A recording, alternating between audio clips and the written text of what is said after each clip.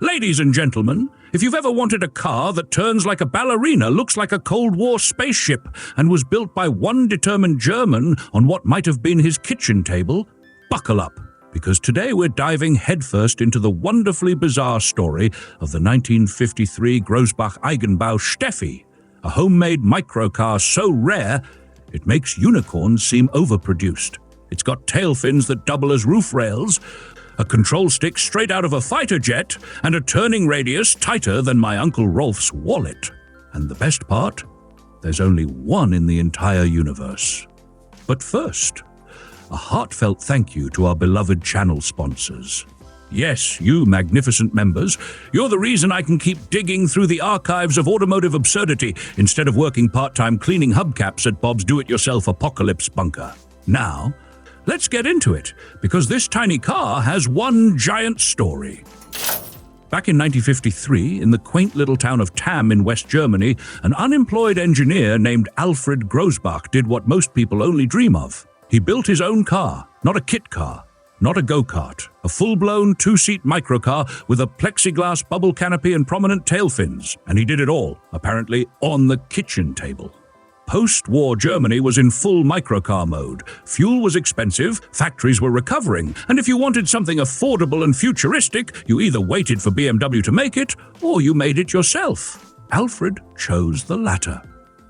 Grohsbach wasn't aiming to become the next Messerschmitt or BMW. This wasn't a startup or a pre-production prototype.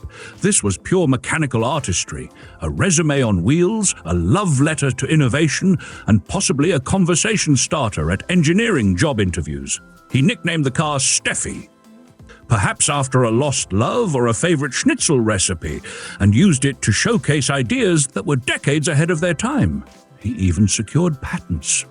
Unlike factory microcars like the Isetta or Heinkel, the Grohsbach Eigenbau was completely one of a kind. And amazingly, it survived. Today, it lives in the Auto- und Uhrenwelt Museum in Schramberg, Germany, a perfect home for a machine that's part car, part sci-fi movie prop, and part historical footnote with 4 tiny wheels. But don't let its cuteness fool you.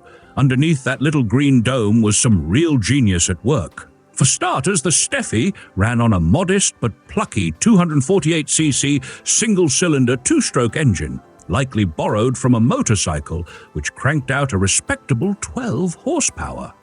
That might not sound like much until you realize the entire car probably weighed about as much as a suitcase full of bratwurst, around 300 to 350 kilograms. 660 to 770 pounds, the car had 4 wheels and featured 4-wheel steering. The drive layout and transmission details are not documented by the museum sources. But where things get properly fascinating is in the steering. This wasn't just a microcar, it was a microcar with 4-wheel steering. That's right, all 4 wheels turned. And not just turned, they turned progressively thanks to a patented variable ratio linkage system. Basically, at low speeds, all 4 wheels pivoted to help you park in spots the size of a bar stool. At higher speeds, the rear wheels dialed back the drama, keeping things stable. It was like driving a ballet dancer. Nimble, graceful, and capable of pirouetting in traffic. And no steering wheel, by the way. Instead, Grohsbach gave it an aircraft-style control stick, because of course he did. Throttle, brakes, clutch, all controlled from the handlebars. It's like he took the cockpit of a Messerschmitt fighter, removed the wings, and added a license plate. Honestly, the only thing missing was an ejector seat and a built-in radio tuned to post-war jazz. The chassis? Homemade. The body? Compact coupe with fully enclosed wheels and a dome canopy made from plexiglass. The suspension? Independent at all 4 corners, probably using small coils or rubber bands, okay? Maybe not rubber bands, but you get the idea. Brakes were mechanical drums, simple, sufficient, and easy to repair if you're a guy who builds cars in your dining room. Wheels were tiny, likely 8 or 10 inches, with skinny tires that looked like they came off a Vespa. Top speed? About 90 kilometers per hour, 55 miles per hour, which is more than enough when your windshield is a soap bubble and your brake pedal is operated with your pinky. Fuel economy wasn't officially recorded, but with that engine and weight, it probably sipped fuel at about 4 to 5 liters per 100 kilometers. That's around 50 to 60 miles per gallon. Environmentally friendly and stylish. But let's talk about that bubble canopy. It didn't just look cool, it slid back on rails to allow entry. And those rails? They doubled as tail fins. That's right, Grohsbach turned a stylistic fad into functional engineering. The fins weren't just for show, they guided the canopy. Now that's what I call form follows fin. And then there's the turning radius, rumored in microcar circles to be so tight you could U-turn in a hallway. That may be an exaggeration, but with four-wheel steering and that ultra-light body, Steffi probably could spin around like a dachshund chasing its tail. One German observer quipped that parking was child's play, and I believe it. To be clear, the steering mechanism wasn't just mechanical wizardry, it was patented genius. Grohsbach's 1953 patent described a non-linear, curved ratio steering linkage.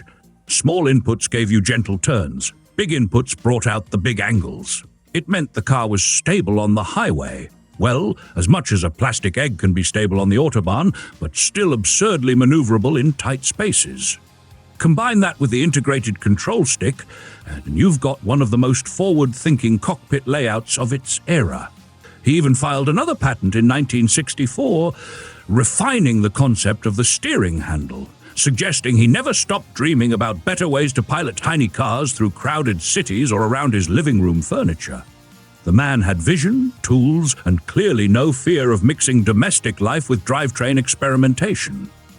All of this, every nut, bolt, fin, and patent, was packed into a two-seat bubble of mechanical delight that never went into production, never got sold, and never had to suffer the indignity of being reviewed by a German bureaucracy that probably would have demanded 5 ashtrays and a trailer hitch.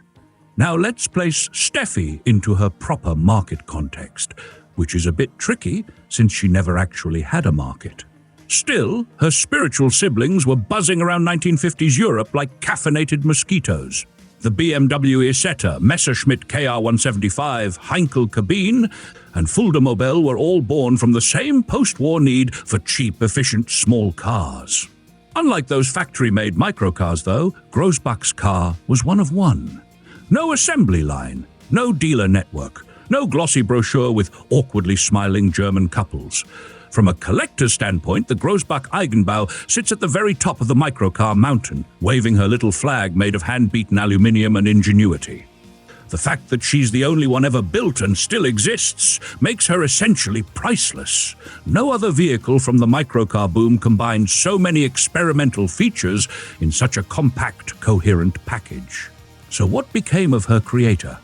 Alfred Grohsbach didn't go on to found a car company. There's no Grohsbach Motors, no forgotten logo buried in a warehouse in Stuttgart. Instead, he faded into the footnotes of history, yet left behind a car that now lives permanently in a museum, visited by enthusiasts who wonder why the rest of the industry didn't catch up until 40 years later.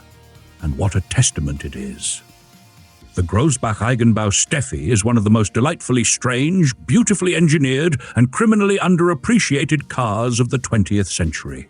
It's a rolling symbol of how far you can get with brains, stubbornness, and access to a decent set of wrenches. It reminds us that innovation doesn't require a factory, just a mind that won't quit, and a garage that's barely large enough to fit a Fiat Topolino. So here's to Steffi. The little car that turned in circles, caught the eye, and never stopped making people smile. And to you, dear viewer, don't forget to like, subscribe, and share this story with the most eccentric engineer you know. Build your own dream. Name it Timmy.